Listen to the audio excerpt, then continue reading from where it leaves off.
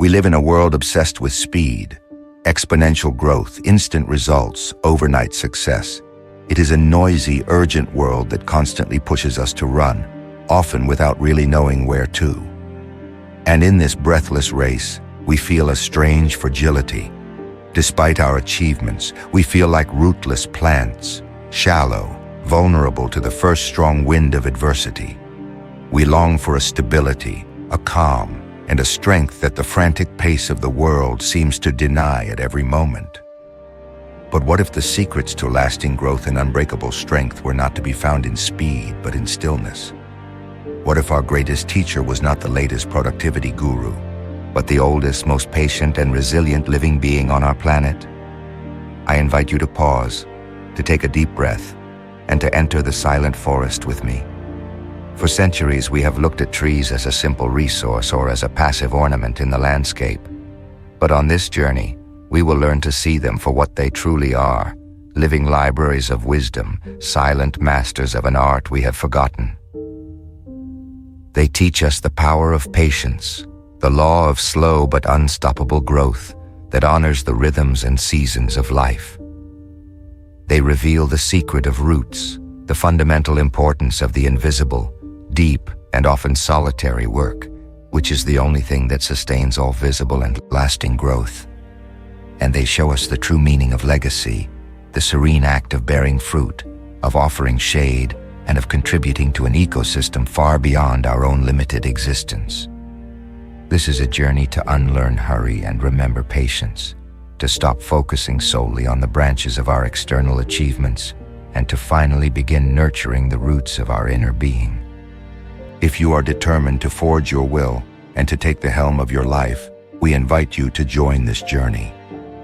Like this video if you feel the call to awaken your power, and subscribe so you don't miss the next videos.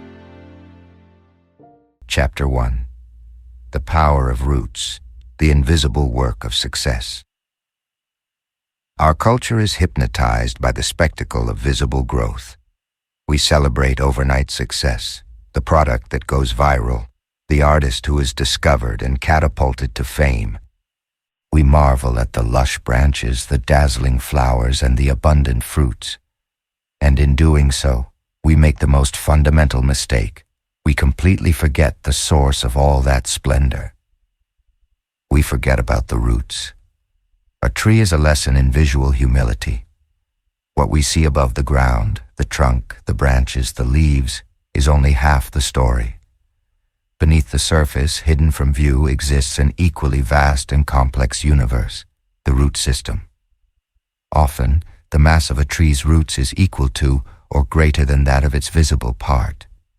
It is a silent, dark world of incessant work, and it is in this invisible world where the true secret of strength, stability, and lasting growth resides. In our own lives, we have been conditioned to chase the branches. We seek the title, the recognition, the increase in followers, the visible wealth. We dedicate all our energy to pruning the leaves to look good for the world, while our roots remain shallow and weak. And then we wonder why we feel so unstable. We wonder why the first storm of adversity threatens to uproot us completely.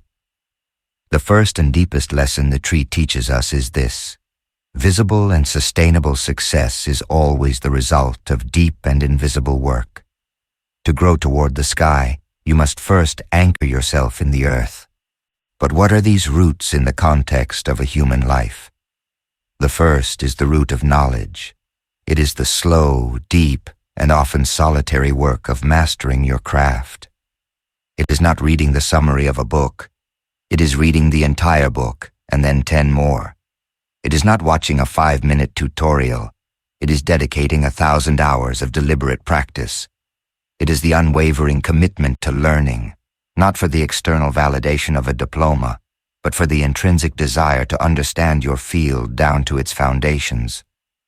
These roots of knowledge seek the water of wisdom, often in deep and forgotten places, far from superficial trends.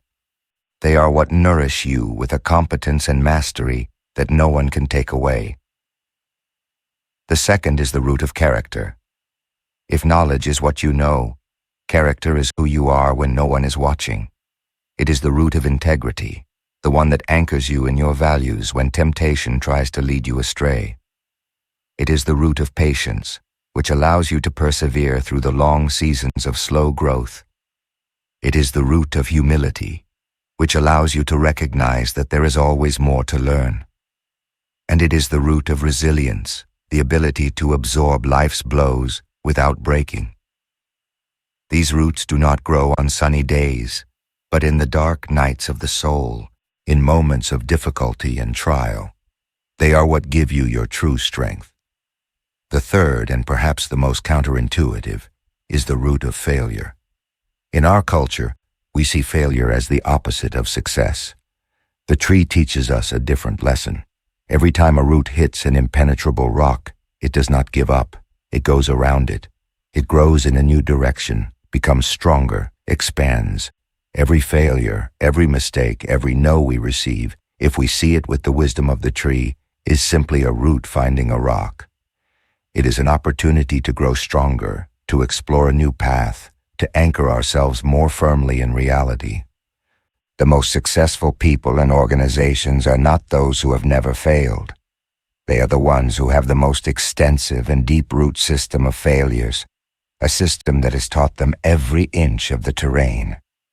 And the fourth is the root of health.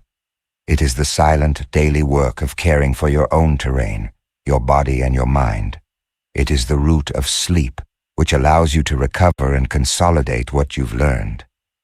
It is the root of nutrition, which gives you the physical energy for growth. It is the root of stillness, meditation, reflection, time in nature, which waters your inner landscape and prevents your soil from drying out and cracking from stress. Neglecting this root is the most common sabotage of all. A brilliant plan is useless if the gardener is too exhausted to plant the seeds. The danger of our time is the seduction of rootless growth. We see the influencer who becomes famous overnight but crumbles under pressure because they have no roots of character to support the weight of fame. We see the company that grows exponentially with a large round of funding but collapses at the first market downturn because it had no roots of deep product knowledge. They are trees with impressive foliage but with a root system of just a few centimeters. They are an illusion of strength, destined to fall. True prosperity, the kind that endures, follows the law of the tree. It is slow. It is silent. It is deep. It requires dedicating more time to the invisible than to the visible. Practice, the deep work of roots. Exercise. 1. The roots and branches. Audit. Take your journal. Draw a large tree that fills the entire page with the ground line in the middle. On the branches. In the visible part of the tree, write down all the activities you perform that are visible to others and are oriented toward external success.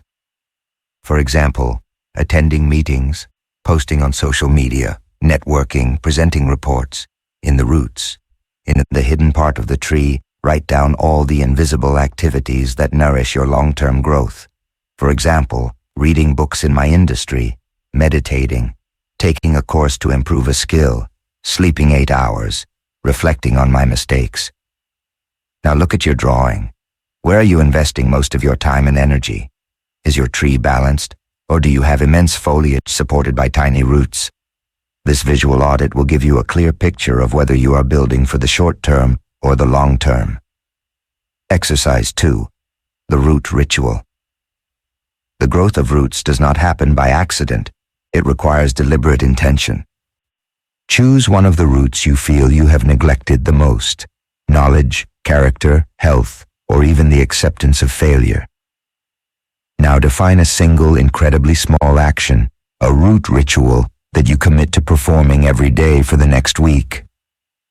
If you chose knowledge, your ritual could be, I will read 10 pages of a fundamental book in my field every day before I start work. If you chose character, it could be, at the end of the day, I will write down one single thing I did that was aligned with my deepest values. If you chose health, it could be, I will meditate for 5 minutes every morning without fail. This small act, repeated with the consistency of a drop of water, is how your main root begins to extend, seeking new nourishment in the silent earth of your being.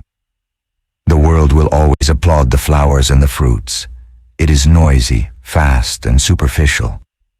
The invitation of this path is to fall in love with the opposite process, to find beauty in the darkness, satisfaction in the slow work, and power in the silence.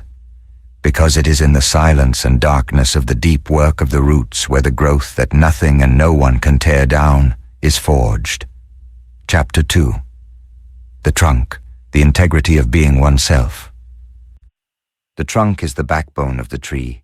It is its center, its axis, its manifestation of identity in the world. It is the embodiment of a fundamental decision, to grow straight and true toward its own light, despite the force of gravity and the winds that try to divert it from its course. In the journey of our own life, the trunk represents our integrity. The word integrity comes from the Latin integritas, which means wholeness, completeness. A person of integrity is not necessarily a perfect or morally superior person. They are a whole person, a person who is not fragmented. It is someone whose thoughts, words, and actions are aligned with a central core of values. Their outer life is a coherent reflection of their inner landscape. Just as a strong and healthy trunk is crucial for the survival and growth of a tree, developing a core of integrity is the indispensable condition for a life of purpose and sustainable success.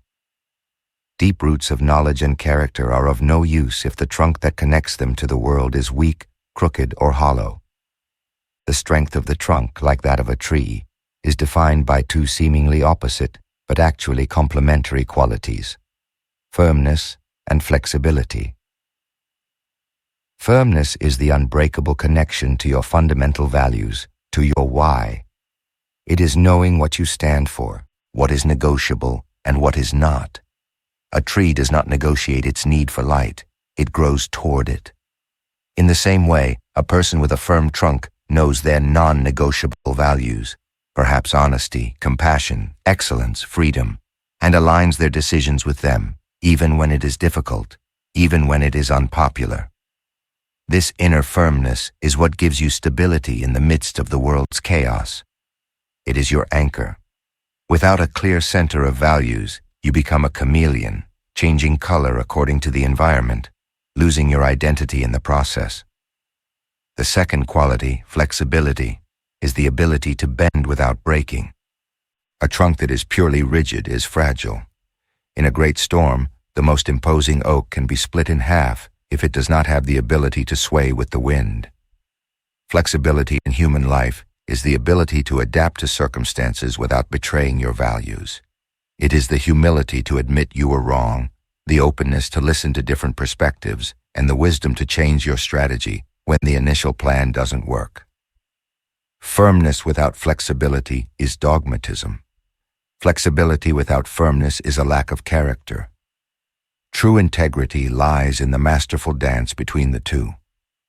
How is this trunk of integrity cultivated? It is not built overnight. It is strengthened through the small decisions of each day, through the growth rings that form in our soul. The first ring is that of self-definition. You cannot be true to yourself if you do not know who you are. This is the work of consciously defining your core values, not the values you think you should have or those that society applauds, but those that resonate in the deepest part of your being. Is creativity more important to you than security? Is connection more important than achievement? Clarity in your values is the first step to building a solid trunk. The second ring is that of congruence. It is the commitment to make your actions a reflection of your values. It is the daily challenge of closing the gap between the person you say you are and the person you actually are in your deeds. Integrity is not measured in grand heroic gestures, but in the consistency of small choices. It is returning the wallet you find, even if no one sees you. It is telling the truth, even when a small lie would be more convenient. It is keeping the promise you made to your child, even when you are tired. Every act of congruence, no matter how small, adds a layer of strong, dense wood to your trunk. Every act of incongruence creates a fissure, a weakness. The third ring is that of radical responsibility. It is the decision to stop blaming circumstances, other people, or the past for your current situation and to take full ownership of your life. A tree doesn't blame the soil for being rocky. It simply adapts the growth of its roots. Radical responsibility is understanding that while you may not always control what happens to you, you can always choose how you respond. This choice is the supreme act of personal power. It is the moment you stop being a victim and become the author of your story. The fourth ring, and the one that gives true resilience, is that of vulnerable authenticity. Being a person of integrity does not mean being perfect or invulnerable. It means being real. It means having the courage to show your imperfections, to admit your fears, to say, "I don't know." True strength lies not in the armor we wear to protect our ego, but in the bravery to take it off and show ourselves as we are. An authentic person is like a gnarled tree, weathered by storms. Its imperfections are not signs of weakness, but the marks of its history and the source of its unique character and beauty. A strong trunk of integrity not only gives you personal stability, it is also a magnet for prosperity. In a world full of noise, empty promises, and a lack of coherence, integrity has become one of the rarest and most valuable assets. People crave trust. They long to deal with people and companies that are what they claim to be. A leader with a trunk of integrity inspires unwavering loyalty. A business built on the foundation of congruence attracts lifelong, faithful customers. In the long run, character is the best business plan there is. Practice, strengthening your core of integrity. Exercise. 1. The declaration of values. This is the work of self-definition. You cannot be true to your values if you have not articulated them. Step A. The brainstorm. Make a list of at least 20 values that you consider important. For example, honesty, creativity, freedom, security, adventure, compassion, excellence, etc. Step B. The hierarchy. Now, the difficult step. From that long list, choose your 5 core values. The 5 that are absolutely non-negotiable for you, the ones that define the essence of who you are. This choice will force you to be brutally honest with yourself.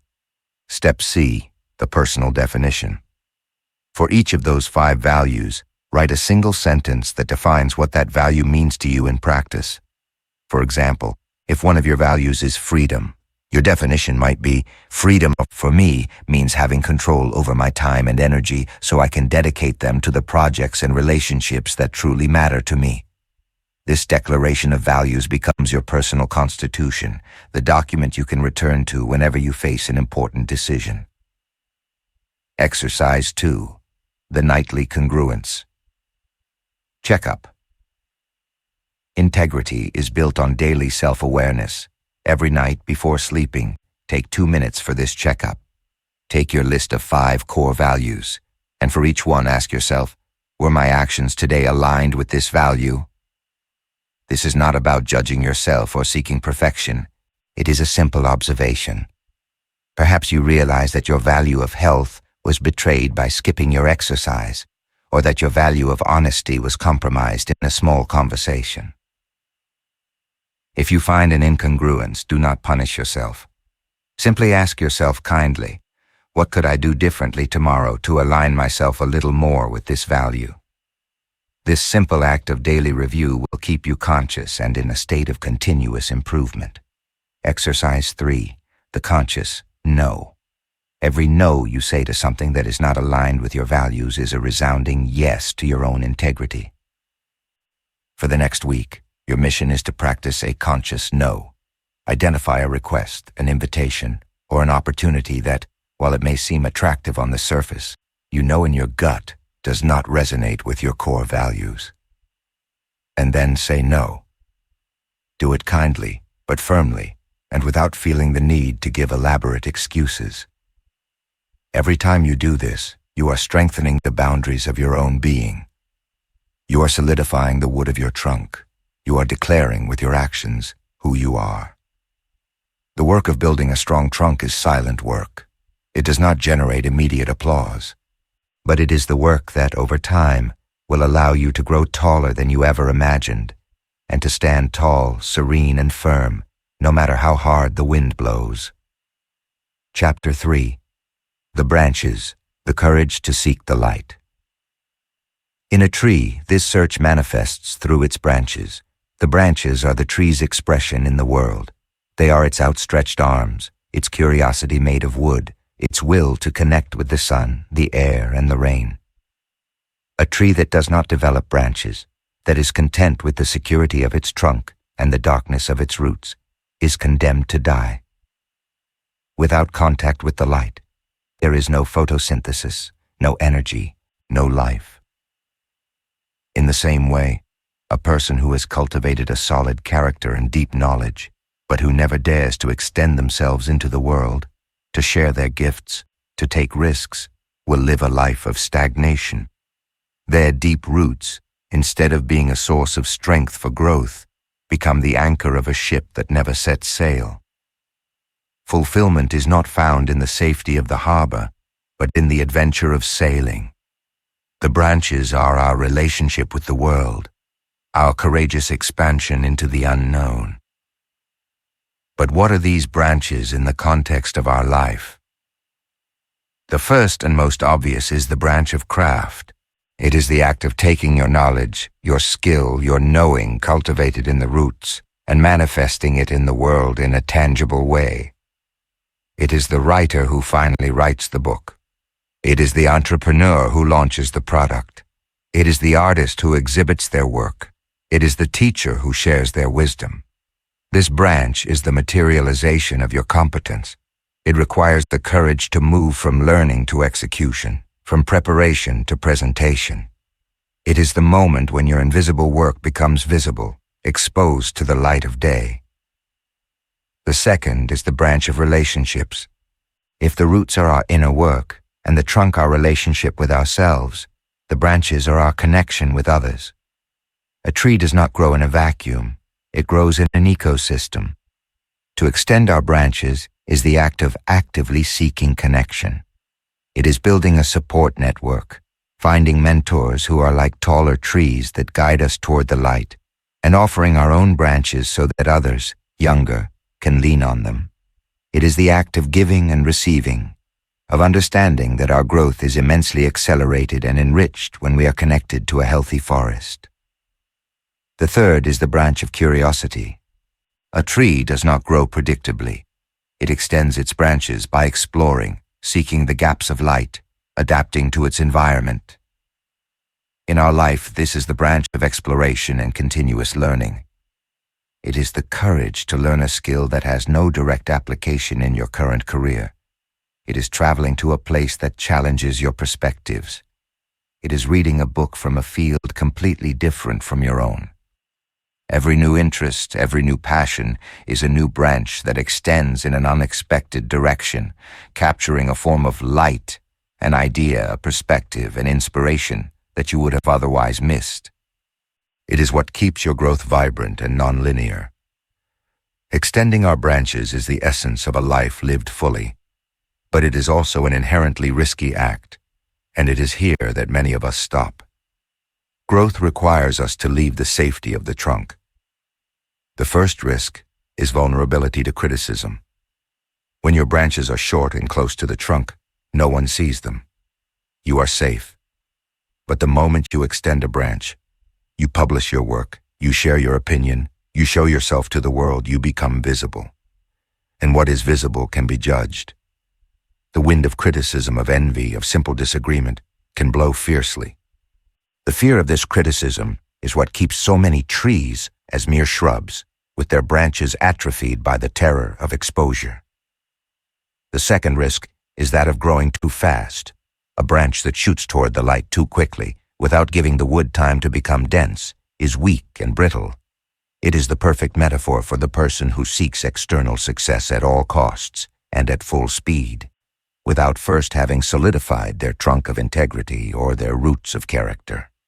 Success may come, but it will be a fragile success.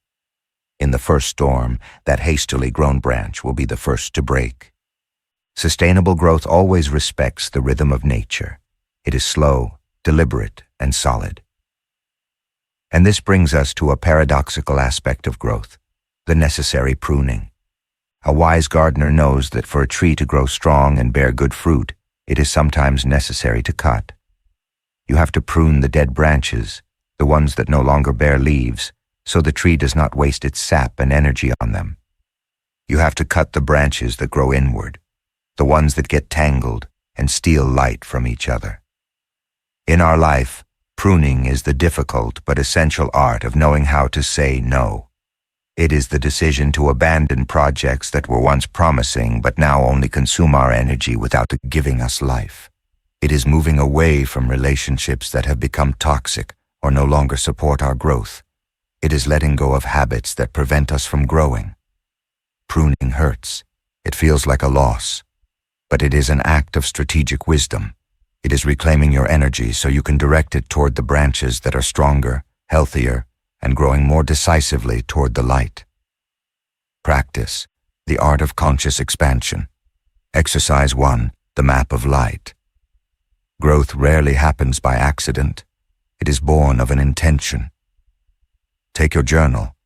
Dedicate a page to this question. Where is the light calling me at this moment in my life? Brainstorm. Write down 5 to 10 potential branches you could start to grow, areas of your life where you feel a longing for expansion. Do not censor yourself, no matter how small or large they seem. It could be, learn to play the piano, start that side project, contact that person I admire for advice, plan a solo trip, enroll in that online course. This list is your map of possibilities, your potential paths toward the sun. Exercise 2, the small branch experiment. Inertia is the greatest enemy of growth. We overcome it with a small, non-intimidating action. Look at your map of light. Choose the branch that seems the smallest, the easiest, the one that generates the least resistance in you. Now your mission for the next week is to make that branch grow just 1 centimeter, not a meter, 1 centimeter. If the branch is learn Italian, your task is not to become bilingual. It is to download a language app and complete the first 5-minute lesson. If the branch is start that side project, your task is not to write the complete business plan. It is to open a blank document and write a single paragraph describing the idea. If the branch is contact that person I admire, the task is not to get an hour-long meeting. It is to write the draft of a 3-sentence email. This method, that of the minimum viable action, is designed to bypass fear and procrastination. By taking that first tiny step, you break the inertia and show your nervous system that growth is not as scary as it seemed. Exercise 3, the conscious pruning ritual. Growth requires space, and sometimes, to create space, you have to remove the old. Dedicate 30 minutes this weekend to a pruning walk through your life.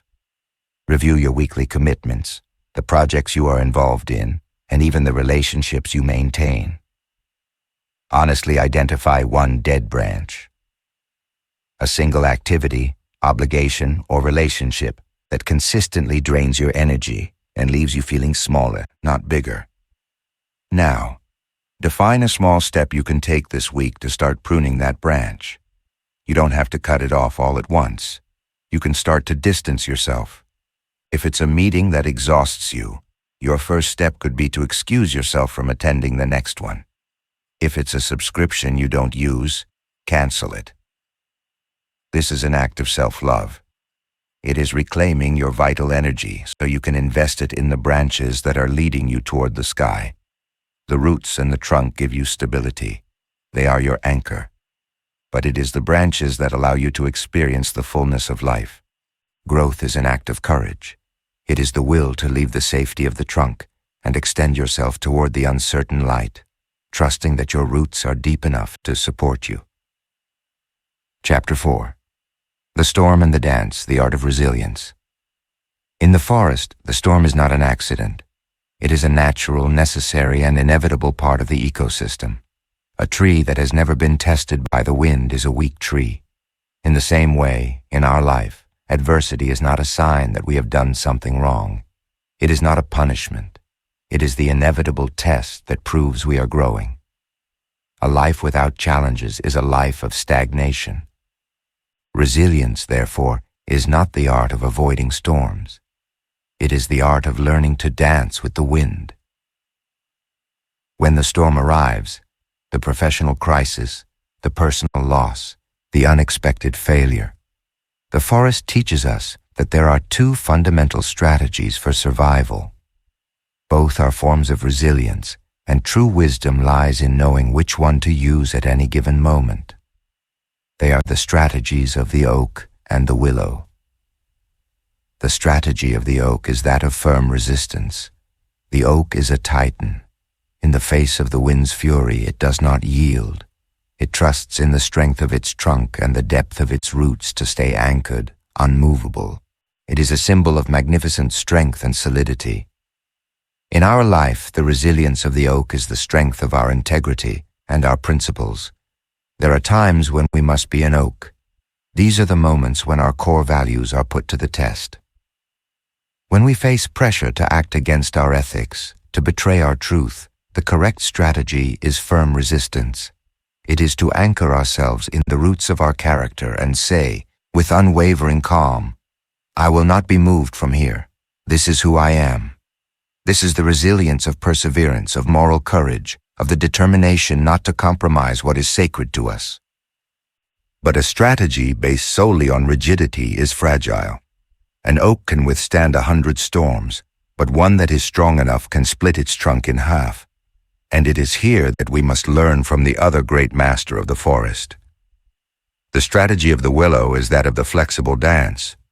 The willow survives the storm in a completely different way. It does not resist it. It yields to it. Its branches are so flexible that they can bend until they touch the ground, allowing the force of the wind to pass over it without finding a solid resistance to crash against. And when the storm subsides, the willow stands tall again, intact. It has lost none of its essence. It has simply adapted. In our life, the resilience of the willow is the power of adaptability and acceptance. There are times when the force we are up against is simply too great to resist head-on. The death of a loved one, a global economic crisis, an illness. In these situations, trying to be an oak, trying to resist reality with sheer willpower, only leads to us breaking. The wisdom of the willow consists in stopping the fight against what we cannot control. It is the act of bending, of accepting the reality of the pain, the loss, or the change. It is the flexibility to abandon a plan that no longer works, to let go of an attachment that is causing us suffering. It is not an act of weakness, but of immense strategic intelligence.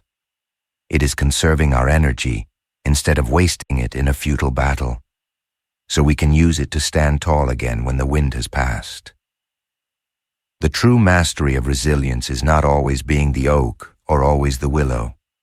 It is developing the intuitive wisdom to know when to anchor yourself in your principles and when to make your strategy flexible. It is being firm in your destination, but adaptable in your route.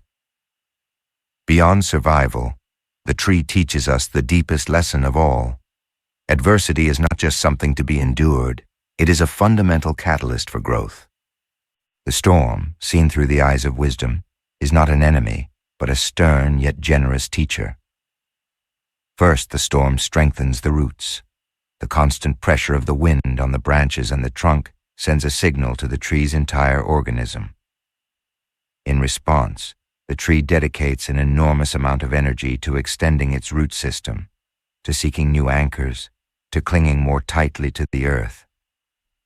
In the same way, a crisis in our life forces us to go deeper. It strips us of our superficial certainties and forces us to ask, what really matters? What are my true foundations? In the calm, we can live in the branches. In the storm, we are forced to remember the power of our roots. Second, The storm prunes the weak branches. A strong wind will inevitably tear away the dead, diseased, or misshapen branches. It is a natural cleansing act that, while it may seem destructive, actually leaves the tree healthier, stronger, and more focused. A life crisis often has the same purifying effect. Adversity has a brutally honest way of showing us what is not essential. Superficial relationships, commitments that drain our energy, bad habits, false ambitions, these are often the first things to break in a storm, and although their loss may be painful at first, it leaves us with a new lightness, allowing us to direct our vital energy toward the branches that are truly strong and alive. Third, the storm opens space for new light. When a large branch falls, a gap opens in the tree's canopy. For the first time in years, sunlight can reach lower leaves and branches that previously lived in the shade, stimulating new growth in unexpected directions. In the same way, the failure of a plan, the loss of a job, or the end of a chapter in our life, however painful, opens up a space for something new to be born, an opportunity we would never have considered, a path we would never have explored if the old one had not closed. The storm, by breaking our plans, often opens us to our destiny. Practice preparing for the wind. Resilience is not something improvised in the midst of a crisis. It is a quality cultivated in times of calm. Exercise 1. The Resilience Inventory. The most compelling proof of your strength is your own history. You have survived 100% of your worst days so far. Let's extract the wisdom from that survival. Take your journal. Choose a storm from your past, a moment of great difficulty that you have already overcome. Now, become the biographer of your own resilience. Answer these questions. What roots sustained me during that storm? A core value, a skill, a belief, the support of a key person. At what moments did I act like the oak, standing firm? At what moments did I act like the willow, adapting and accepting the situation? Looking back, what dead branches did that storm tear from my life? A bad habit, a toxic relationship, a limiting belief? What new light or unexpected new growth emerged after the storm passed? This exercise will demonstrate to you, with the evidence of your own life, that you are not only capable of surviving adversity, but that you have an innate capacity to use it as a catalyst for growth. Exercise 2. The Storm Rehearsal. This is a technique inspired by the Stoic philosophers, designed to vaccinate your mind against future panic. Choose a fear or a potential challenge that is worrying you right now. It could be an important presentation, a difficult conversation, or economic uncertainty. Now, instead of avoiding it, you are going to mentally rehearse it. Close your eyes and visualize the worst-case scenario. Imagine the client rejects your proposal. The conversation goes badly. You lose the money. Don't do it to torture yourself, but to strip it of its power. Once you have visualized the failure, ask yourself, and then what? Would I survive? The answer is almost always yes. Now, start to visualize how you would handle it. How would you use your oak-like strength, your principles, and your willow-like flexibility, your adaptability? Who would you ask for help? What would be your first step to recover? This mental rehearsal drastically reduces the fear of the unknown. It transforms a paralyzing threat into a manageable problem for which you already have a contingency plan. Exercise 3. The Daily Dance. Resilience is built in the small things. Your mission for the next week is to pay attention to the daily gusts of wind, a small setback, a cancelled plan, an unexpected criticism. The moment you feel the reaction of rigidity, the frustration, the anger, the complaint, pause, take a deep breath, and then consciously choose to be the willow. Accept the new reality, let go of the resistance, and ask yourself, how can I dance with this instead of fighting against it? What is the most flexible and wise response right now? This training in the small daily adversities strengthens your adaptability muscle so that it is strong and ready when the big storms arrive. We cannot choose the weather of our lives, but we can always choose the depth of our roots and the flexibility of our branches. The goal is not to build a life without storms, but to become the kind of tree that not only endures them, but uses them to anchor itself more deeply in the earth and to grow with more strength and wisdom toward the sky. Chapter 5. The Rhythm of the Seasons, Patience, Cycles, and Trust. Our culture worships action, celebrates perpetual movement, and measures success in terms of constant linear growth. We have convinced ourselves that if we are not doing something, if we are not making visible progress every day, we are failing. This belief has turned us into productivity addicts, anxious in stillness and profoundly disconnected from the natural rhythms of life. The tree, our silent master, offers a radical antidote to this disease of hurry. A tree's life is not an ascending straight line. It is a cycle. It is an elegant and wise dance with 4 seasons, each with its own purpose, its own energy, and its own wisdom. To ignore the wisdom of the seasons is to try to force summer in the middle of January. It is an act of arrogance against nature that only leads to exhaustion and sterility. To build a life of sustainable growth, we must learn to recognize and to honor the seasons of our own soul. Spring, the time of sowing and new beginnings. Spring is the season of rebirth. After the long lethargy of winter, the energy of life emerges with explosive force. It is the time of tender sprouts, of new ideas, of the beginning of projects. It is a period of high energy, of enthusiasm, and of immense potential. In our life, spring arrives after a storm or a period of rest. It is that moment when we feel a new wave of inspiration, an idea for a new business, the desire to start a new relationship, the motivation to learn a new skill. It is a time to be bold, to plant many seeds, to explore new possibilities. The energy of spring is optimistic and expansive. The danger of spring is impatience. We see the small sprouts and we want them to become a forest overnight. We overwater, we add too much fertilizer, and we often kill the delicate seedlings with an excess of anxious attention. The wisdom of spring is to plant with intention, to care for with diligence, and then to trust the process, allowing things to grow at their own pace. Summer, the time of sustained growth. Summer is the season of constant work and visible growth. With the sun at its highest point, the tree dedicates itself to the labor of photosynthesis, converting light into energy, strengthening its trunk, and extending its branches. It is a period of maximum activity, of execution, of making things happen. In our life, summer is the execution phase of a project. It is the period when, once the initial excitement of the idea has passed, we roll up our sleeves and dedicate ourselves to disciplined and constant work. It is writing the book, building the business, nurturing the relationship day by day. The energy of summer is focused, productive, and persevering. The danger of summer is burnout. The abundance of light can make us believe our energy is infinite. We can fall into the trap of working without rest, of sacrificing sleep and leisure on the altar of productivity. The wisdom of summer is to maintain a sustainable pace. It is to remember that even on the longest day, there is a night for rest. It is the discipline of action balanced with the intelligence of recovery. Autumn, the time of harvest and letting go. Autumn is the season of culmination and of beautiful surrender. The tree, after the hard work of summer, offers its fruits to the world.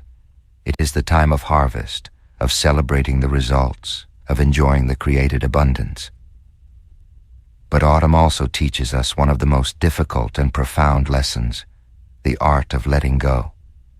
To prepare for the coming winter, the tree must shed what was once its glory, its leaves. It does not cling to them. It lets them go with a serene grace, knowing that this act of letting go is essential for its survival and for future rebirth. In our life, autumn is the time to reap the fruits of our labor. It is the product launch, the completion of the project, the celebration of a milestone. But it is also the time for conscious pruning. It is the season to evaluate which projects, which relationships, which habits have completed their cycle. It is the time to let go of the dead leaves, old identities, past grudges, strategies that no longer work, to conserve our vital energy for what is essential. The danger of autumn is attachment. We cling to our past successes, to our old identities, fearing the void they will leave. The wisdom of autumn is trust in cycles. It is understanding that every end is the prelude to a new beginning, and that letting go is not a loss, but a necessary preparation for renewal. Winter, the time of rest and invisible gestation. Winter in our culture is the most feared and least understood season. We see it as a time of death, of darkness, of inactivity. For the modern mind obsessed with productivity, winter is a waste of time. For the tree, winter is the most important season of all. It is a period of deep rest and of invisible inner work. On the surface, the tree seems dead, but under the ground, in the stillness of the darkness, its roots are strengthening, absorbing nutrients, accumulating the energy that will make the explosion of spring possible. Winter is not an end, it is a gestation. In our life, winter is inevitable. It comes in the form of a failure, a period of burnout, a phase of confusion where we do not know what our next step is. Our instinct, conditioned by society, is to fight against winter. It is to try to be productive despite the fatigue. It is to force a new direction despite the confusion. The wisdom of winter is surrender. It is the courage to do nothing. It is the permission to rest, to reflect, to withdraw from the world. It is the time to nurture the roots, to read, to study, to connect with our inner world. It is to trust that, in that apparent inactivity, something new is gestating in the depths of our soul. Forcing spring ahead of its time only leads to weak sprouts that die at the first frost. Practice synchronizing your life with the seasons. Exercise 1. Identify your current season. Take a moment to reflect. Look at the state of your career, your relationships, your energy. What season do you feel you are in right now in general? Are you in a spring, full of new ideas and enthusiasm? Are you in a summer, in the midst of intense and sustained work? Are you in an autumn, harvesting the results of an effort and feeling the need to let go of the old? Or are you in a winter, feeling tired, reflective, perhaps a little lost, needing a period of rest and gestation? Simply identifying and naming your current season without judging it is an act of immense self-awareness and compassion. It gives you permission to act in the way that is appropriate for this moment, not in the way you think you should be acting. Exercise 2. The seasonal action plan. Based on the season you have identified, write in your journal what the wise action is for this period. If you are in spring, the wise action is to experiment. Allow yourself to start several small projects, explore different ideas, plant many seeds without being attached to all of them becoming a great oak. If you are in summer, the wise action is focus. Choose the most promising project from your spring and dedicate your energy to it in a disciplined and sustainable way. If you are in autumn, the wise action is celebration and pruning. Take the time to acknowledge and enjoy your achievements, and then make a list of the dead leaves in your life, commitments, projects, habits that you need to let go of to conserve your energy. If you are in winter, the wise action is rest and root nourishment. Give yourself permission not to know. Reduce your commitments.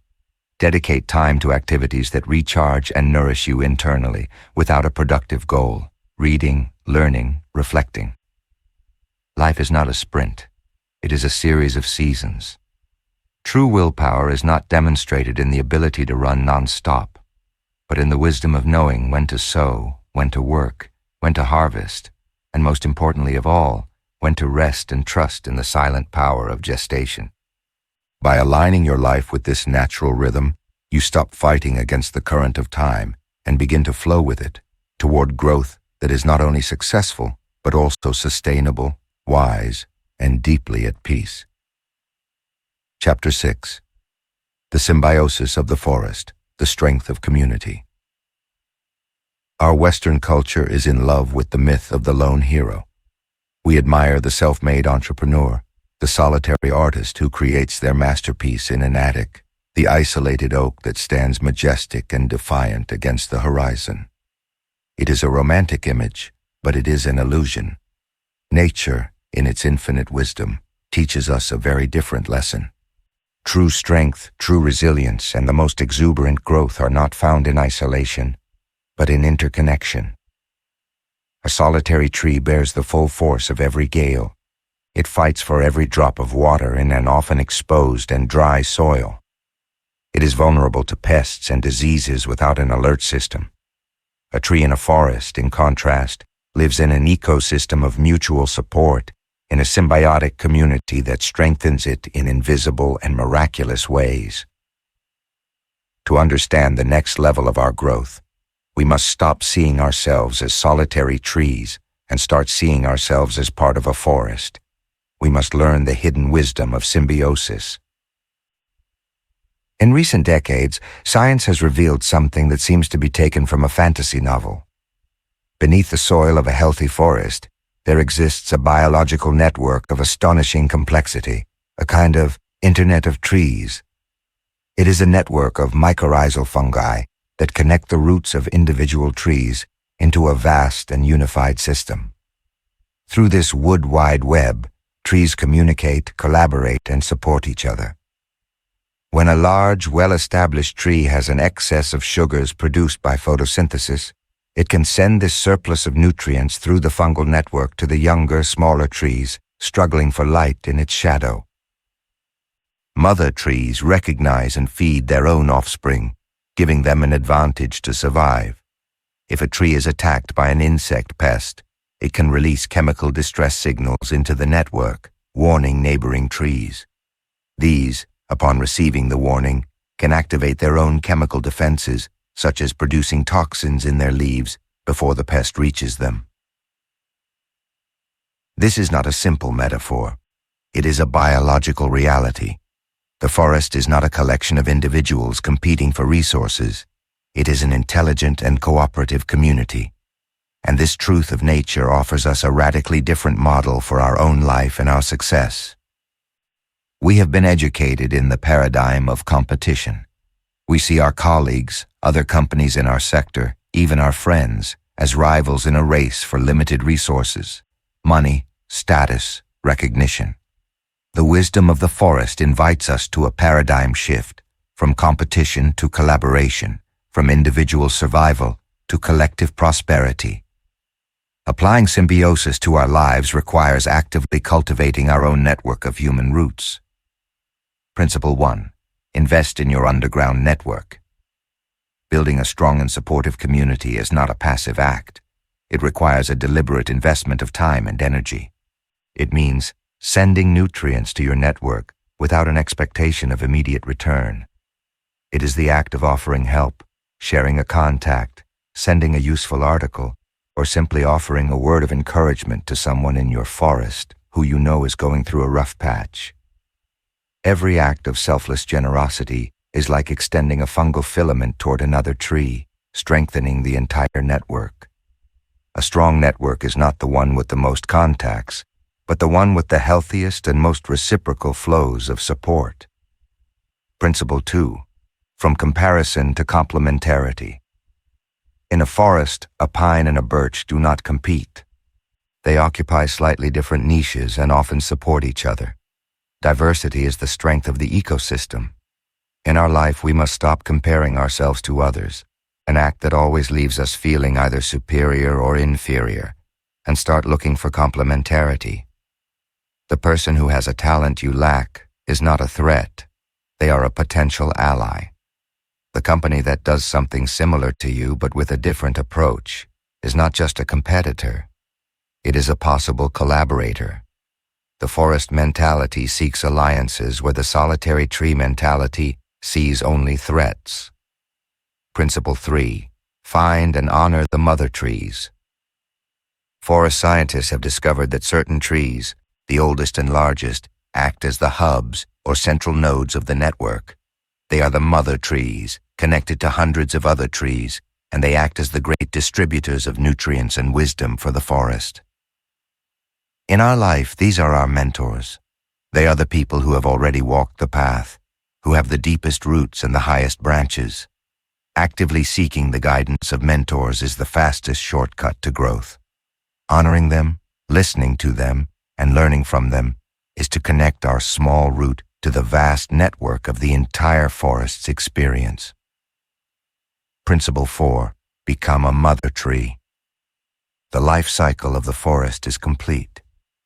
The young tree that was nurtured by the mother tree, in time, becomes a mother tree itself. As you grow in strength and wisdom, you acquire the responsibility and the privilege of nurturing the next generation. Mentorship is not just to be received, it is to be given. Becoming the mother tree for others, sharing your knowledge, your resources, and your support is one of the most satisfying stages of personal growth. It is the moment when your success ceases to be only yours and becomes a source of strength for the entire community. Practice weaving your own forest. Exercise 1. Mapping your ecosystem. You cannot nurture a network you do not understand. Take a large sheet of paper, draw a circle in the center and write your name. This is you, your tree. Now, draw circles around you for the most important people in your professional and personal life. Connect them to you with lines. For each connection, reflect on the flow of energy. Draw a small arrow indicating the main direction of the nutrient: support, knowledge, help. Does the arrow go mainly from them to you? From you to them? Or is it a back and forth flow? Identify on your map your mother trees, your mentors. Identify the young trees, those whom you could mentor. And observe if your forest is diverse or if all the trees are of the same type. This visual map will give you an instant overview of the health and balance of your personal ecosystem. Exercise 2. The conscious act of nurturing. Theory is useless without action. Look at your map. Choose one person in your network who you think could benefit from your help. It could be someone who is just starting out, someone going through a difficult time, or simply someone you admire and want to support. This week, your mission is to perform a deliberate and selfless act of nurturing toward that person. It doesn't have to be big. It could be sending them an email with a resource that might be useful to them. It could be making an introduction to another person in your network. It could be offering to listen to their problems for half an hour. Do it without expecting anything in return. Simply send the nutrients through the network. Exercise 3. The search for a mentor. Growth is accelerated with guidance. Identify a person in your field or in your life who represents a mother tree for you, someone whose wisdom and experience you deeply respect. Your task for this month is to initiate a connection. You don't have to formally ask them to be your mentor. The first step is much smaller. It could be sending a brief and respectful email, not asking for something but offering something, your admiration for a specific work they have done, or sharing how their work has impacted you. Open the channel of communication from a place of generosity and respect. You are extending an exploratory route. The great myth of our culture is that of solitary success. The deepest truth of nature is that nothing thrives in isolation. Your personal growth, your resilience, and your long-term success are directly proportional to the health and vitality of the forest you cultivate around you. You are not alone on your journey. You are an integral part of an interconnected ecosystem, a network of shared support, wisdom, and strength. When a tree is deeply rooted, firmly planted in its integrity, and connected to a thriving forest that nourishes and protects it, a natural moment comes in its life cycle when it does the only thing left to do: bear fruit. In the next chapter, we will explore the ultimate purpose of all our growth, the act of generosity and the creation of a legacy. Chapter 7. Bearing Fruit. the purpose of legacy. The tree now has reached a magnificent maturity. It is strong, it is resilient, it is deeply connected, and at this stage of its life it begins to perform the most sacred and generous function of its existence, to bear fruit. The creation of a fruit is an act of astonishing biological generosity. The tree invests an immense amount of its precious energy, not for its own survival, but to create something that is destined to be given away. A fruit is a package of sweetness and nutrition designed to feed the birds, the animals, the human beings. It is a gift. But within that gift, within that sweet pulp, the tree hides its deepest secret, its true intention, its legacy. Inside every fruit lies the seed, the promise of a new tree, of a new cycle of life, of a future forest. We now arrive at the culmination of our journey, at the question that gives meaning to all the growth. What is all this effort for? What is this search for strength, for wisdom, for resilience for? The tree's answer is clear and resounding. The purpose of growth is not growth itself. The purpose of growth is to have something of value to offer. The ultimate purpose of life is not self-realization, but self-transcendence. In our own life, bearing fruit is the act of generosity.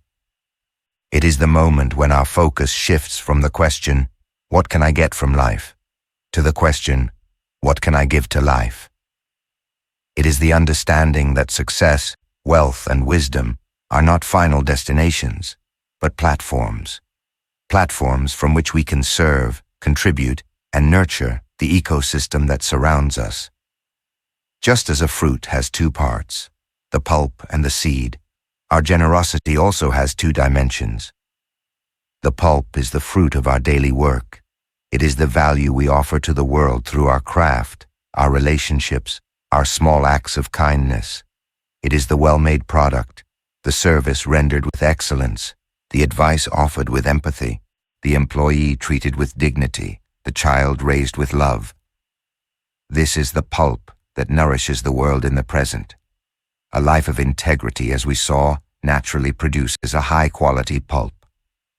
But it is in the seed where our legacy resides.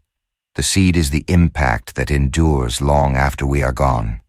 It is the wisdom we transmit, the values we instill, the opportunities we create for the next generation. Leaving a legacy is not something planned at the end of life in a lawyer's office. It is something that is lived every day, in every fruit we give. There are several types of seeds we can plant throughout our lives. The first is the seed of knowledge. You have spent a lifetime accumulating a unique wisdom through your experiences, your successes, and above all, your failures. This wisdom is one of your most precious fruits. To plant the seed of knowledge is the act of deliberately transmitting what you have learned. It is the art of mentorship, of guiding someone younger on their own journey. It is writing the book that contains your life lessons. It is sharing your experiences, not from a place of ego, but from a place of service, so that others do not have to make the same mistakes you did. The second is the seed of values. Values are not transmitted through sermons. They are transmitted by example. The way you handle a crisis, the integrity with which you treat others, the resilience with which you get up from a fall. These are the seeds of character you plant in the consciousness of your children, your employees, of all who observe you. They don't remember your words, they remember your example. This is the most silent and often the most powerful legacy. The third is the seed of opportunity. One of the most important functions of a mature tree in the forest is to create the conditions for others to grow. With its height, it modifies the wind and the temperature. With its fallen leaves, it enriches the soil. In the same way, as you achieve success, you acquire the ability to open doors for others. To plant the seed of opportunity is to use your network, your influence, your resources, not just for your own benefit, but to create a path for someone with talent, but without connections. It is the act of holding the ladder so that another can climb. and the fourth is the seed of love. In the final analysis, the most enduring legacy is the emotional impact we leave on the hearts of the people we care about. The memory of having felt seen, heard, supported, and unconditionally loved is a seed of immense strength. It is a nutrient that can sustain a person through the darkest storms of their life. This legacy is built in the small moments of presence, of listening, of forgiveness, of generosity of spirit. The legacy mindset completely transforms our relationship with time. The mind that lives only for itself operates on a short-term horizon. The mind that lives to leave a legacy operates with the patience of a tree. It understands that the most important seeds we plant today may take decades to become a forest, and that it is very possible that we will not be there to sit in its shade, and it finds a deep peace and an immense purpose in that act of faith. Practice the cultivation of your legacy. A legacy is not a project for your retirement. It is a practice for your daily life. Exercise 1. The inventory of your fruits. Take your journal. Dedicate a page to this reflection. The pulp, your present contribution. What is the fruit you are offering to the world right now through your work and your relationships? Describe the value you bring. The seeds, your future contribution. Think about the 4 types of seeds: knowledge, values, opportunity, and love. For each one, answer, knowledge. What unique wisdom have I acquired that I could share? Values. What is the most important value I want my life to exemplify for others? Opportunity. Do I have the ability right now to open a door for someone? Love. How can I more fully cultivate and express love in my most important relationships? This inventory will give you a clear vision of the fruits you are already giving and the seeds you are called to plant. Exercise 2. The act of planting a seed. A legacy is built one seed at a time. Your mission for the next week is to perform a conscious act of planting. Look at your inventory. Choose one of the seeds you have identified. Now, define a small, concrete action you can take this week to plant it. If it is a seed of knowledge, it could be calling a younger colleague and offering an hour of your time to mentor them.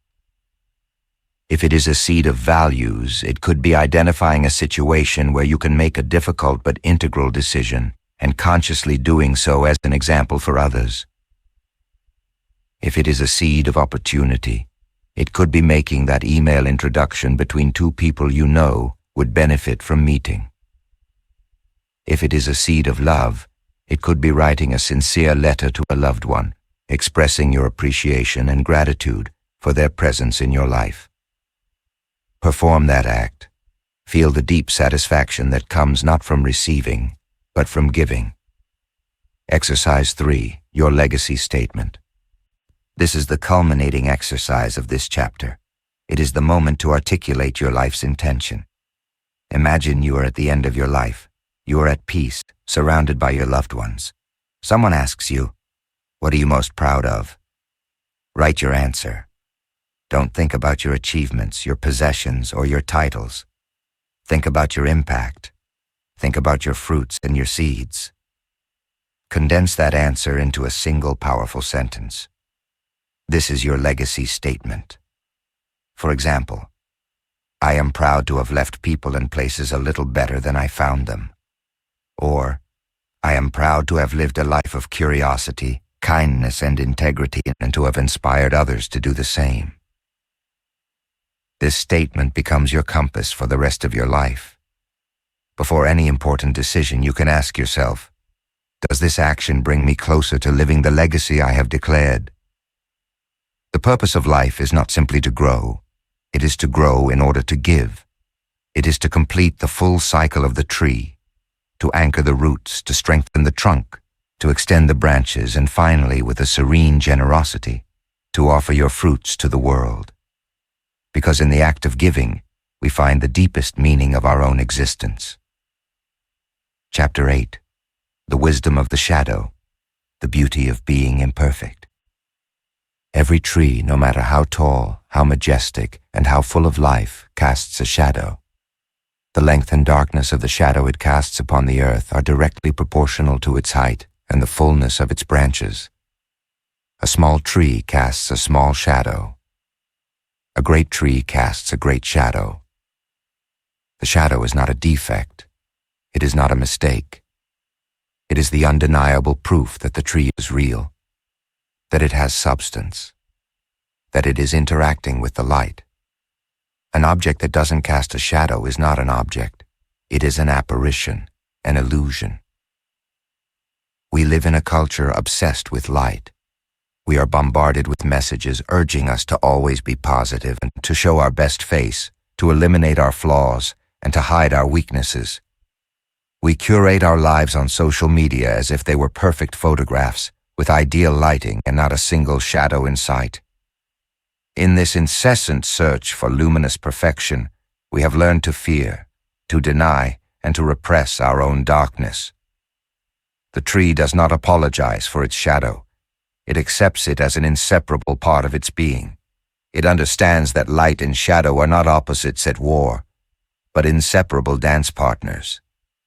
True wisdom does not lie in trying to be pure light, but in having the courage to face our own shadow and integrate it. Because it is in the acceptance of our wholeness, of our light and our darkness, where we find our deepest strength and our most authentic humanity. But what is this shadow in the context of our psyche? The term, popularized by the great psychologist Carl Jung, refers to everything we have repressed and banished from our consciousness. It is the invisible sack where, since childhood, we have been throwing all the parts of ourselves that we consider unacceptable.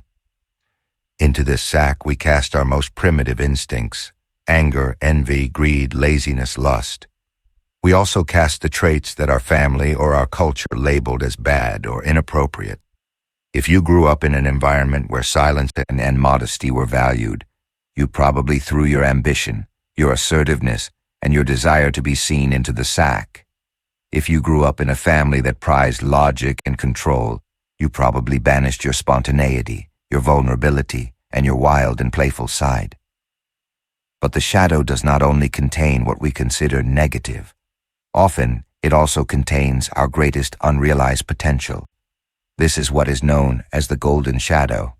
In it are hidden our brightest talents and gifts, but which we were too afraid to own. Perhaps your creative genius was repressed because it was impractical. Perhaps your immense leadership power was banished because you were afraid of the responsibility that came with it. In the darkness of the shadow often lies our purest gold, waiting to be rediscovered. The problem is that the energy we repress does not disappear. It remains in the basement of our psyche, accumulating power. And when we refuse to look at our shadow, it finds ways to manifest in our life. The most common form is projection. We project our shadow onto others. The qualities that irritate us the most, that we judge most harshly and irrationally in other people, are often a direct reflection of the traits we have banished in ourselves. The arrogance of that colleague who bothers you so much may be a mirror of your own repressed ambition. The laziness of a family member that drives you mad may be a reflection of your own desperate need for rest, a need you deny yourself. When the shadow is not projected, it often erupts.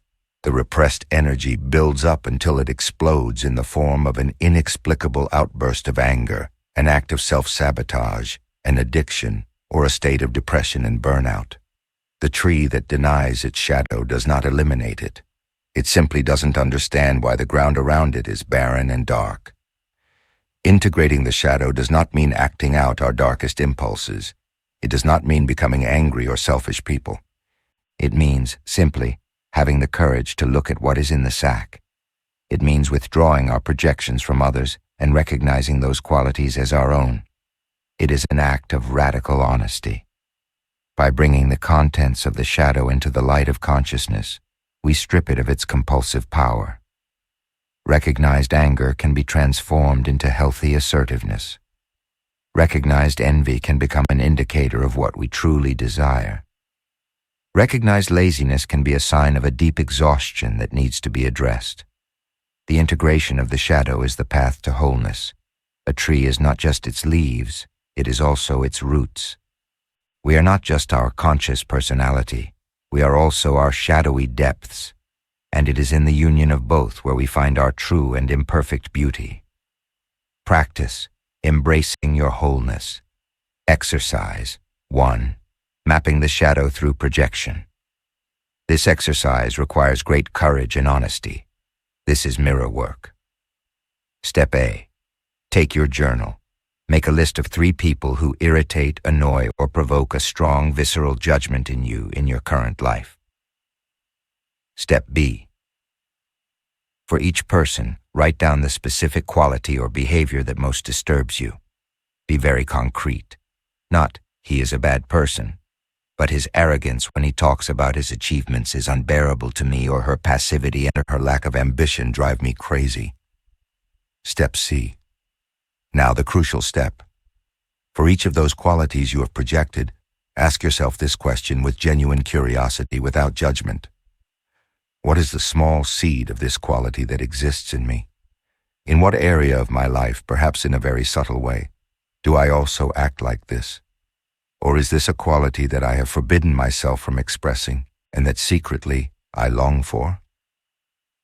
Perhaps the arrogance of your colleague is a mirror of your own desire to be recognized for your achievements, a desire you have repressed. Perhaps the passivity of your family member is a mirror of your own need for rest and to let go of control, a need you ignore. This exercise is not about finding flaws, but about finding the lost parts of yourself. Exercise 2. The search for the hidden gold. Now, let's look for the golden shadow, your repressed potential. Step A. Make a list of 3 people you deeply admire, not a superficial admiration, but one that inspires you, and sometimes even gives you a pang of healthy envy. Step B. For each person, write down the specific quality you most admire. Their courage to speak the truth. Their creative freedom to live without worrying about others' opinions. Their discipline to take care of their body. Step C. Now, instead of putting those qualities on a pedestal and seeing them as something alien to you, explore the possibility that they are latent seeds in your own shadow. For each quality, ask yourself, what old belief or fear has prevented me from expressing this quality in my life? What would I have to let go of to allow this gold to begin to shine? Exercise 3. The ritual of acceptance. This is a mindfulness exercise to integrate what you have discovered. Sit in silence for 5 minutes.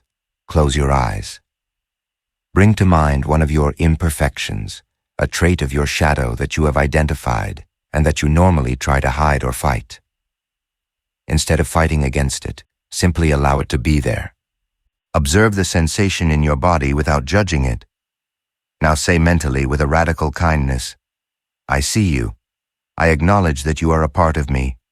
For today, I simply allow you to be here. This simple act of acceptance, of ceasing the internal war, releases an immense amount of psychic energy. You are not condoning a negative behavior. You are accepting your own human wholeness. True strength does not lie in being pure light. It lies in having the courage to walk through your own inner forest and to recognize both the majestic trees and the dark undergrowth that grows at their feet. The shadow is what gives us depth. It is the source of our compassion, because when we recognize our own darkness, we become much more tolerant of the darkness of others. It is the source of our creativity and our hidden power. A tree without a shadow is not a tree. It is a two-dimensional drawing. The shadow is what gives it volume, what gives it reality. It's time to stop running from our shadow and start learning from the deep wisdom it contains. Chapter 9. Returning to the seed, the simplicity of being. Think of a majestic oak, a giant of several tons, with a history of centuries written in its bark. It is an organism of astonishing biological complexity, and yet all that power, all that resilience, all that history was contained in its entirety within the silent promise of a single acorn, The oak is nothing more than the full realization of the simple truth that already existed in the seed. In our own lives as we grow, our existence inevitably becomes more complex. We accumulate responsibilities, roles, possessions, relationships, knowledge. We become parents, leaders, experts. Our branches extend in hundreds of directions, and the greatest danger of this complexity is that we can get lost in it. We can begin to identify so much with our branches that we forget the trunk from which they grew, and most importantly, the seed from which everything emerged. The final journey toward wisdom is not to add more branches, but to remember the essence of our seed. But what is this seed in human terms? It is your irreducible core. It is your essence, your original purpose, the fundamental why of your existence. It is the daemon of the Greeks, the genius assigned to you at birth. This seed is composed of a few pure and simple elements. The first is your innate curiosity. It is that natural and spontaneous fascination you had as a child, before the world told you what was important or practical. It was your love for building things, for telling stories, for exploring nature, for understanding how things work. That curiosity was not a hobby. It was the first manifestation of your gift, the first leaf that sprouted from your seed. The second is your set of core values. They are the non-negotiable principles we identified when building our trunk. They are not the moral rules imposed upon us, but the truths that resonate in the deepest part of our being: freedom, connection, creativity, justice. And the third is your unique gift. It is that particular way in which your energy flows into the world most naturally and powerfully. It is your archetype, your way of being a creator, a connector, an organizer, or an alchemist. Curiosity, values, and gifts. This is the holy trinity of your seed. All the growth, all the resilience, all the legacy we have spoken of is nothing more than the process of this simple seed expressing its potential in the soil of the world. The problem is that, as our tree grows, complexity threatens to make us forget this original simplicity. The weight of the branches, our roles, our responsibilities, our possessions, becomes so overwhelming that it demands all our attention. We spend so much time managing our branches that we have no energy left to connect with our trunk or remember our seed. In the incessant search for more growth, more success, more achievements, we often forget our why. The how of our daily life, the meetings, the emails, the tasks, completely eclipses the why of our existence, our passion, our calling. And we begin to identify with the entire tree. We believe we are our branches, our leaves, our fruits. This identification makes us terribly fragile. We dread the autumn because it means losing our leaves, our status, our achievements. We dread the storm because it means one of our branches, a job, a relationship, could break. When we forget that our true identity is the indestructible seed, we become slaves to the preservation of our temporary extensions. The path back to the seed is the path of deliberate simplicity. It is the art of pruning the non-essential to reconnect with the vital. It is an act of courage in a world that constantly tempts us to add more. Practice. The journey back to essential simplicity. Exercise 1. The seed meditation. This is a visualization exercise to reconnect with your essence. Sit in a quiet place. Close your eyes. Begin to visualize your life in all its current complexity. Visualize your roles, your responsibilities, your work, your family, your possessions, your worries. See it all as an immense and complex tree. Now imagine that you can slowly begin to shrink that tree. With each exhale, the tree becomes smaller, simpler. The leaves dissolve, then the smaller branches, then the larger ones, then the trunk. Keep shrinking it, reducing it to its purest essence. Continue until all that is left floating in the palm of your hand is a small and humble seed, radiating a warm and tranquil light. Hold this seed in your mind. This is your essence. This is you, before all the roles and all the complexities. Now ask the seed a single question. What is my simplest truth? Do not look for an answer in words. Simply remain in silence and feel the answer. It may come as a single word: create, connect, heal, love, or simply as a feeling of peace. This exercise helps you remember that under all the layers of your life resides a core of immense simplicity and purity. Exercise 2. The ritual of subtraction. Simplicity is not something you find, it is something you create through elimination. Your mission for the next week is to practice the art of subtraction. Each day, identify one thing in your life that you can eliminate. It doesn't have to be something big. On Monday, you can eliminate the notifications from an app on your phone. On Tuesday, you can cancel a subscription you no longer use. On Wednesday, you can say no to a small commitment that is not aligned with your seed. On Thursday, you can clear a single shelf in your house of unnecessary objects. The goal of this exercise is not to become a minimalist overnight. It is to train the muscle of subtraction. It is to prove to yourself that removing things from your life does not create a void, but creates space. Space for silence, for clarity, for what truly matters. Exercise 3. The childhood anchor. Your seed was more visible and pure in your childhood before the layers of conditioning covered it. Take your journal. Dedicate a page to this question. What did I love to do when I was 7 years old? What activity completely absorbed me, for no practical reason, simply for the sheer pleasure of doing it?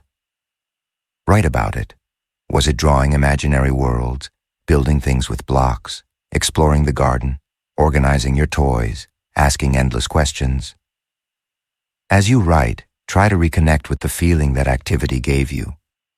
Was it a feeling of freedom, of curiosity, of power, of connection? Now look at your adult life. In what way is that pure essence of your childhood still trying to express itself? And how could you give it a small space to do so this week?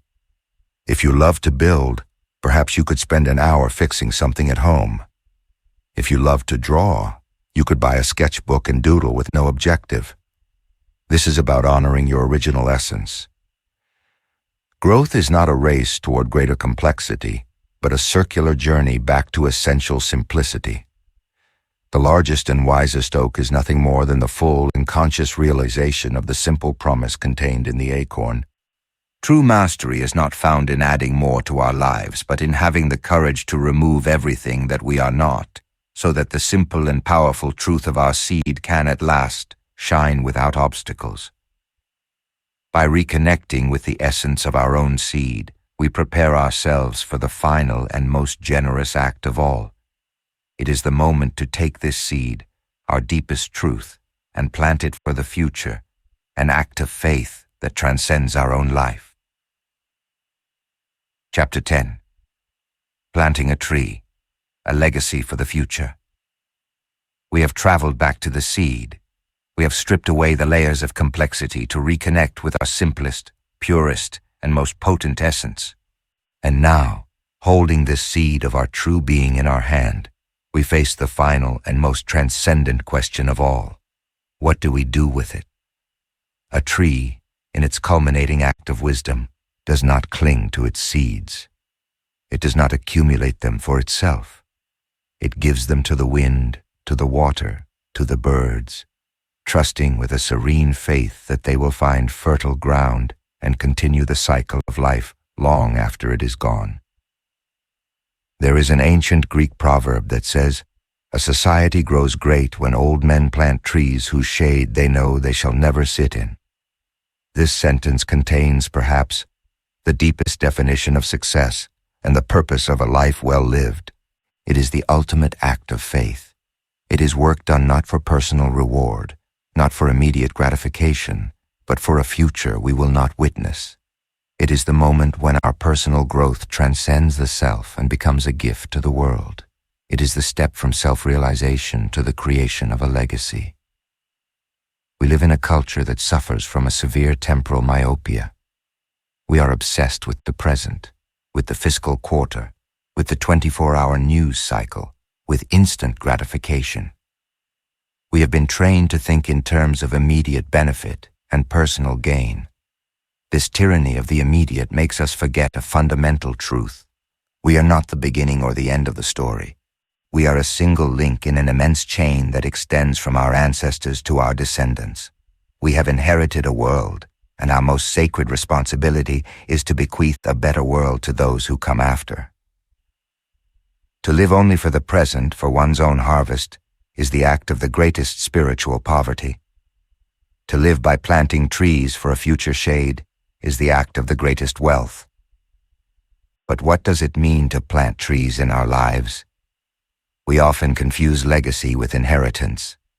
An inheritance is what you leave in your will, your material goods, your money, your properties. A legacy is what you leave in people.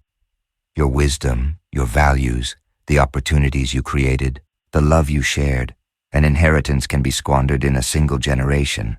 A legacy can endure for centuries.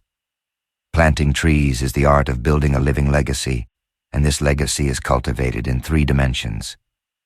The first is the personal legacy. This is the act of planting trees in your own garden, for your family and your closest circle. It is perhaps the most important legacy and the one with the deepest impact. It is raising children who are not only successful but also kind, resilient, and full of integrity. It is being a pillar of wisdom and support for your partner, your siblings, your friends. It is creating a home that is not just a house, but an ecosystem of love, learning, and security where new seeds, your children or your children's children, can germinate in fertile soil. This legacy is cultivated in the small moments, in the patience of a difficult conversation, in the example of your own conduct, in the transmission of your family's stories and values. The second is the professional legacy. This is the act of planting trees in your forest, in your field of work, in your industry. It is about seeing your career not just as a means to make a living, but as a platform to contribute.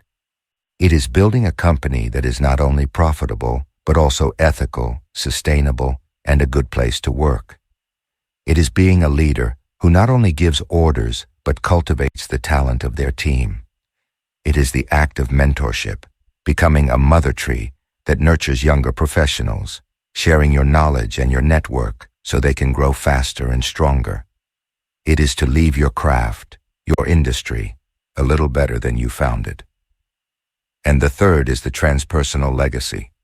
This is the act of planting trees for the world, for people whose faces you will never know. It is the purest form of generosity, the one that transcends the ego completely. It is your contribution to causes that are larger than yourself. It can be through the support of the arts and culture, which nourish the soul of society. It can be through philanthropy that funds scientific research or education for disadvantaged communities. It can be through activism or volunteering to protect the environment for future generations. It is any act, large or small, that you perform for the simple and pure love of humanity and the planet, a gift with no return address for a future you trust will be better. The legacy mindset is not somber or focused on the end. On the contrary, it infuses the present with an immense sense of purpose and meaning. Every day becomes an opportunity to plant a seed.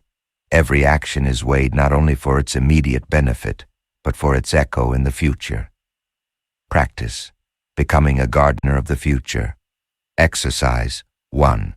The 7 Generations Meditation. This practice, inspired by the wisdom of some Native American peoples, is designed to radically expand your perception of time. Sit in a quiet place. Close your eyes. First, travel to the past. Imagine your parents behind you. Behind them, your 4 grandparents. And behind them, your 8 great-grandparents. Feel the presence of these 3 generations, the long chain of lives, struggles, and hopes that made your existence possible. Feel their strength flowing into you. Now look forward. Imagine your children or the children of your community in front of you. Behind them, their children. And behind them, their children's children. 3 future generations. You cannot see their faces, but you know that their world, the quality of their air, the freedom of their societies, the wisdom available to them, will all be influenced, in one way or another, by the decisions you make today. Maintaining this vast perspective, this connection with 7 generations, bring to your mind an important decision you are facing now, and ask yourself the question, what choice would honor the sacrifice of my ancestors and best serve the well-being of my descendants? This meditation pulls you out of the ego's myopia and connects you with your role as a sacred link in the chain of humanity. Exercise 2. Your Legacy Project. A legacy is not an abstract intention, it is a concrete action. Based on the 3 dimensions of legacy, personal, professional, transpersonal, identify a small tree you can begin to plant now. Personal legacy. Can you start a wisdom journal for your children, writing down 1 life lesson each week? Can you schedule a weekly call with an elderly relative to listen to their stories? Professional legacy.